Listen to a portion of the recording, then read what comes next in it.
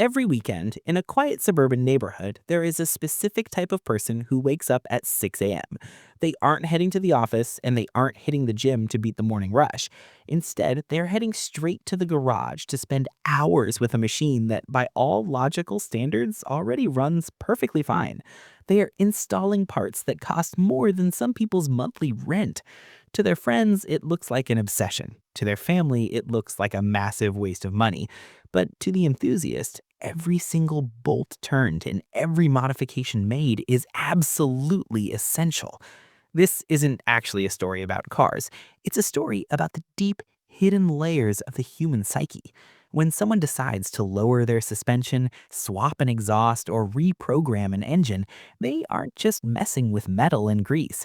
They are engaging in a sophisticated form of self expression that reveals fundamental truths about who we are as a species.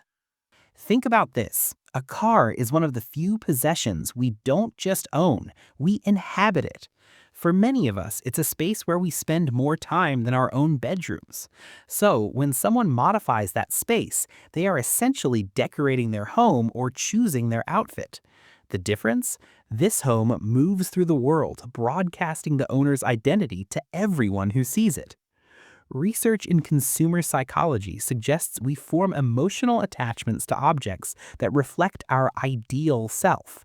The car becomes a physical manifestation of who someone wants to be, rather than just who they are currently.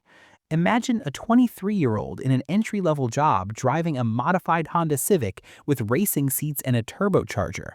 That car doesn't match his current bank account, but it matches his aspirations. It represents capability, performance, and a future where he has achieved more. But there is a deeper driver, the psychological need for control. Consider Marcus from Toronto, who started building his Subaru at 19.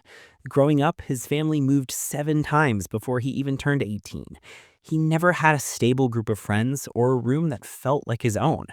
For Marcus, the car became the one constant he could actually influence. In a world that often feels uncertain and beyond our influence, a car represents a domain of complete autonomy. The owner is the absolute authority. They decide the color, the sound, and the performance. It is a small kingdom where no one else can tell them no. Beyond the individual, there is the community. If you walk into a car meet on a Saturday night, the psychology of belonging is on full display. These aren't just people showing off vehicles, they are people who have found their tribe. A person spending $30,000 to modify an old Nissan might seem irrational to an outsider. But within that community, that person is respected, admired, and most importantly, understood. They speak a shared language of torque, horsepower, and suspension geometry. Abraham Maslow famously placed belonging right above safety in his hierarchy of needs. For many enthusiasts, especially those still finding their place in the world, the modification scene provides exactly that. It's a space where passion is the currency, and knowledge is the ultimate status symbol. We also can't ignore the creative element. Car modification is fundamentally an art form. Every choice of color or part is an aesthetic and functional decision. When an enthusiast sees their vision come to life, their brain releases dopamine, the same reward signal a painter gets when finishing a canvas. This leads to the concept of mastery. Humans are wired to seek competence. Many modifiers don't just buy parts, they spend hours watching tutorials and reading forums to learn how to do the work themselves. This journey from novice to expert provides profound satisfaction.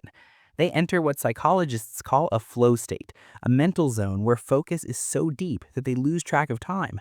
Whether it's a father and son bonding over a Toyota Supra restoration in Melbourne or a solo builder in a garage, the project becomes a medium for connection and skill building. Of course, there is a spectrum. Some modify out of pure creativity, while others might be seeking compensatory consumption, using a loud exhaust or aggressive body kit to demand the attention and respect they feel they are missing in their professional lives. But whether it's born from insecurity or inspiration, it's all human.